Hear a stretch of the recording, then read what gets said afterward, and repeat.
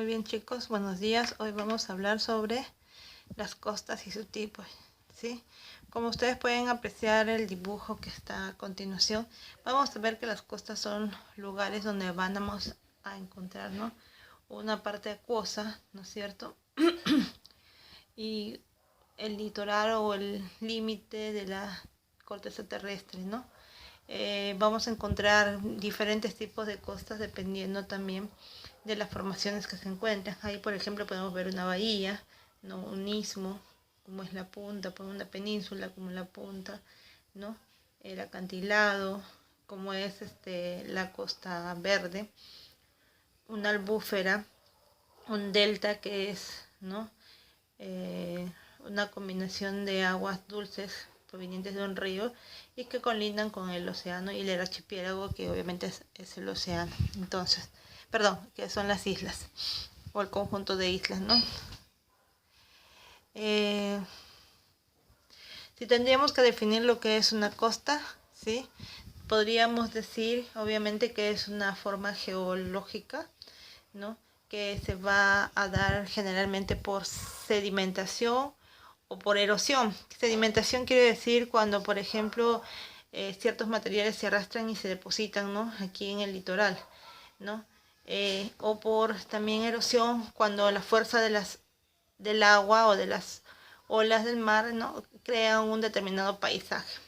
Entonces, son las zonas donde las tierras y los mares, dice, se ponen en contacto, ¿sí? En los mapas las costas aparecen señaladas por una línea, pero en la realidad constituyen una faja de anchura variable que se encuentra sujeta a la influencia de la tierra y del mar, ¿no?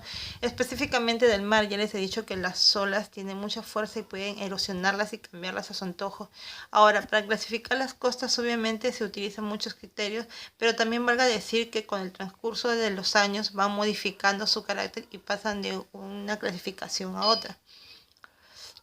Así, para nosotros poder hacer una clasificación de las costas, nosotros necesitamos ver que intervienen diversos factores, como por ejemplo los tipos de rocas, ¿no? Aquí vemos un montón de colores, pequeñas, grandes, ¿no? Estas son las más pequeñas y hay rocas mucho más grandes. El tipo de ola, por ejemplo, la fuerza con la que viaja, ¿no?, que forma también las costas. Y aquí, por ejemplo, tenemos, sí, movimientos telúricos, ¿no?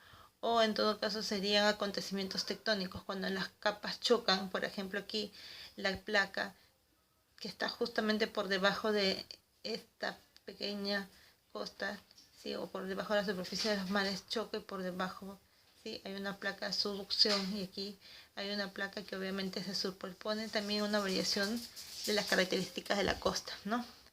Tipo de rocas, entonces, tamaño y dirección de las olas, frecuencia de las tormentas, las mareas también, que son muy importantes. Ustedes ya saben que es parte del océano, las mareas, ¿no? Entonces, las mareas, que son las subidas y bajadas de mar según la conjugación de las fuerzas de gravedad de tierra, luna y sol, ¿no? Entonces también juegan un papel importante. La topografía literal, la forma, ¿no?, que tiene, la subida del nivel del mar, los acontecimientos tectónicos, que pueden ser, ¿no?, los diferentes movimientos de las placas tectónicas. Entonces, así, por ejemplo, dentro de su clasificación en geografía vamos a hablar de costas de emersión, que se refiere a cuando la tierra se eleva o el nivel del agua que desciende deja expuestos los acantilados litorales, ¿no?, y las plataformas de erosión por encima del nivel del mar. Por ejemplo, tenemos la costa de California, los palos verdes de Hills y también la costa verde, ¿no? Aquí vemos, por ejemplo, cómo se eleva y aquí deja desprotegida una parte y el mar está más adentro. Entonces, esa es una costa de emersión. La costa verde, por ejemplo, es una costa de emersión. Pero qué tan importantes pueden ser las costas de emersión. Entonces, las costas resultantes de la emersión de una región montañosa posee, sí, pocas bahías, sino tiene además la llanura la costera resultante es muy estrecha y las comunicaciones con el interior del continente o de la isla muy difíciles, ¿no? Estos tipos de costas de emersión vamos a encontrarlas en la costa del Pacífico, ¿no?, de ambas Américas. Obviamente desde la costa de América del Norte hasta las costas del sur, hasta la región central de Chile, dice. Entonces quiere decir que abarca las tres Américas, ¿no? América del Norte, América del Sur y América del Centro. En este enorme tramo de la costa del Pacífico solo hay una bahía de grandes dimensiones, la de San Francisco, en California, la cual se debe a su sumersión local que inundó el valle del río Sacramento, dice, ¿no? Entonces, si hablamos de costas no amplias, por ejemplo, la más amplia es la de San Francisco, ¿no? En cambio, las demás costas que existen en el litoral del Pacífico son, digamos, algo estrechas, ¿no? Ustedes mismos han visto si han ido a la Costa Verde, por ejemplo, y bajan por el lado de Barranco, o sea, es bastante estrecho, ¿no? Y sumado a que hemos puesto vías de comunicación que también van aminorando la costa, ¿no? En esa parte de Lima específicamente. Costas de inmersión, ¿sí? La tierra adyacente al mar se hunde, ¿sí? Y el nivel del mar asciende creando desembocaduras, ¿no? Ahí ven ustedes, ¿no es cierto? Eh, una área inundada por el aumento del nivel del mar crea una línea de costa muy irregular, como por ejemplo lo son las bahías de Chesapeake y de La Guardia, ¿no? Entonces sí, esta es una costa de inmersión que deja, digamos, muy poca franja costera, ¿no?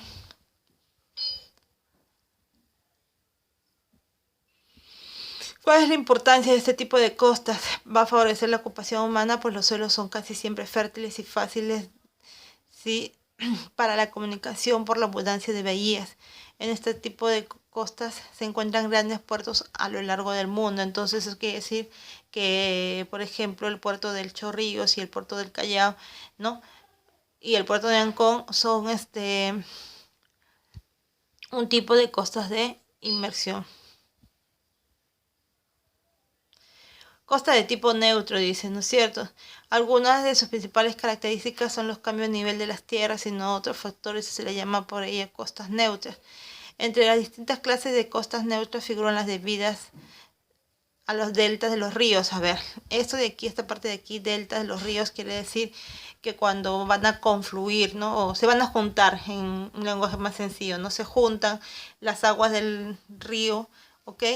Con las aguas del mar. Eso, por ejemplo, lo tenemos aquí de una forma mucho más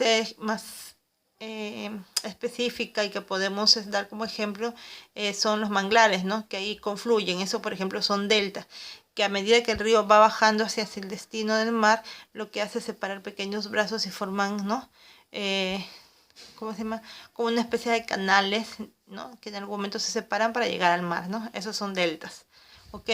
Entonces, además van a figurar también costas que se van a formar porque las lavas volcánicas han alcanzado las zonas costeras, ¿no?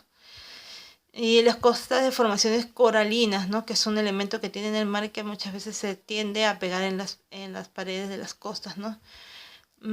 También se generan a partir de fallas tectónicas o fracturas, quiere decir de temblores o terremotos o movimientos de las placas tectónicas. Costas compuestas, dice, sí. Em, ya les he dicho que a medida que va pasando el tiempo las costas van evolucionando. Eso quiere decir que en algún momento comienzan como zonas de inmersión, pasan a zonas de inmersión o viceversa.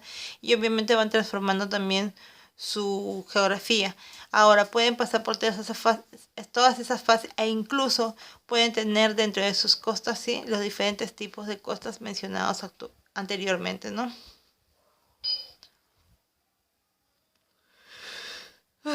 Terrazas marinas, sí, se dan cuando las rocas que forman la costa se elevan considerablemente por sobre el nivel del mar y las olas obviamente rompen con gran violencia ahí, ¿no? Cuando dicen baten quiere decir que rompen, es como si tú tiraras algo muy fuerte, ¿no?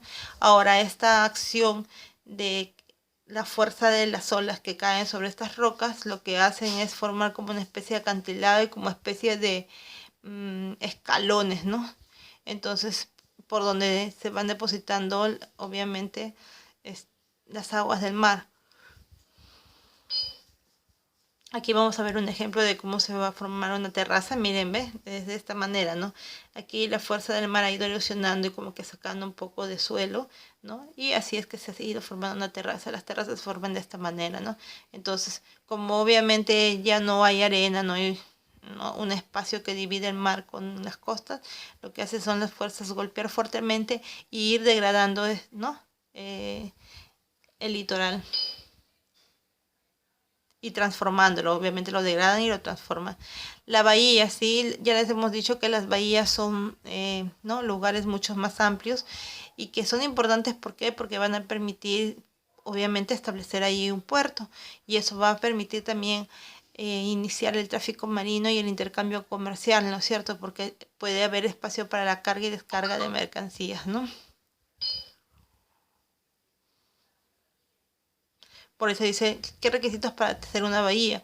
Poseer una entrada amplia y profunda, ¿no? Para poner obviamente los puertos, los barcos y todo lo demás. Debe ser extensa y poseer suficiente profundidad para emitir muchos buques a la vez, perdón.